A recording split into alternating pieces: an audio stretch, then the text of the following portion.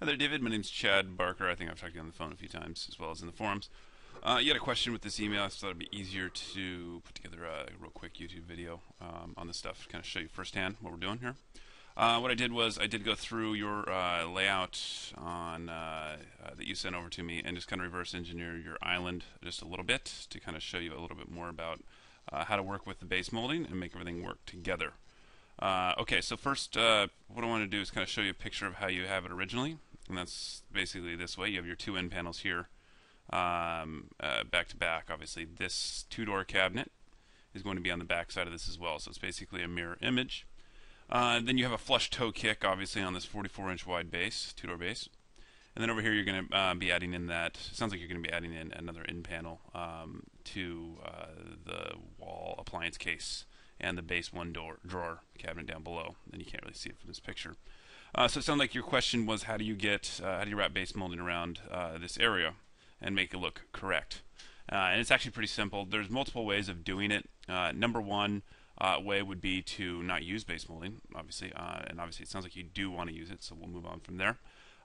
You can actually wrap base molding around this. This is a 3/4 inch wide piece on the face here, and then 5/8 going back. Now it is possible to miter those and then have it wrap and basically follow the contours of the base, and we have seen that in the past. It doesn't look bad. In my personal opinion, I would recommend doing something similar to this. And basically what I did here is I have your exact same setup. All the stuff's together. So you have your flush toe kick, but instead of the flush toe kick, in the front of the flush toe kick, I'd be adding on a piece of base molding, one of our 5/8 thick by, in your case, probably 44. Actually, I'd order a 90-inch long piece. That way you can do both sides. But doing a piece of base molding across the front here is 5/8 of an inch thick. It'll actually become flush with the face. In fact, this is the way our cabinets are designed, so that you'd have the base molding would be flush with any end panels or pieces onto the side here that you'd have. So let's take a look here. Yeah, so anyway, you'd order your base molding, go over here to millwork. Base molding would be right here. I'd recommend just using a real standard flat piece, just like this. It's basically 5/8 of an inch thick. And you can apply that right to the face there. Alright, let's take a look at this, just a little bit easier. So you can see the base molding right there. You can always use your, toe skin, I'm sorry, I forgot what it's called.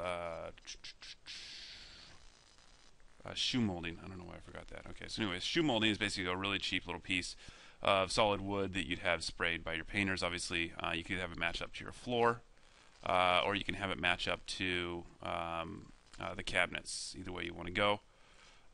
Taking a look at this again, what I did here was I took shoe molding and basically kind of used it as a transition piece going all the way around the cabinet.